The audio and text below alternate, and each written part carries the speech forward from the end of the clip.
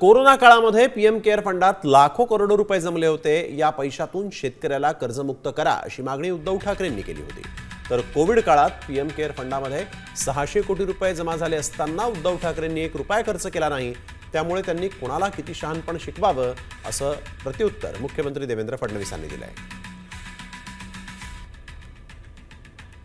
की जेव्हा कोरोनाचं संकट आलं होतं तेव्हा पीएम केअर फंड नावाचा एक फंड हा निर्माण केला गेला, ज्याचा मायबाप कोण हे अजून कळलेलं नाही। त्याची माहितीच्या अधिकारात मिळत नाही, मागितली तरी मिळत नाही, सगळं काही गुप्त आहे। पण कानावर आलं होतं की कोरोनाच्या काळात लाखो कोटी रुपये पीएम केअर फंडामध्ये हे गोळा केले गेले।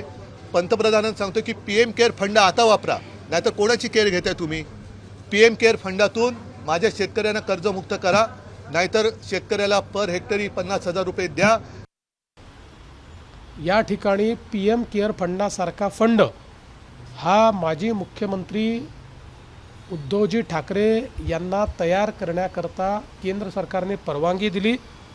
कोविडकरता तो तयार झाला। 600 कोटी रुपये त्या फंडात आले, एक नवा पैसा देखील ते खर्च करू शकले नाहीत। आणि आज अवस्था अशी झाली आहे की तो फंड CAGच्या नॉर्म्सप्रमाणे कोविडकरता तयार झाला आहे, त्यामुळे इतरत्र खर्च करता येत नाही। त्यामुळे आता त्याच्या नेमकं काय करायचं या संदर्भात आमच्यासमोर प्रश्न आहे।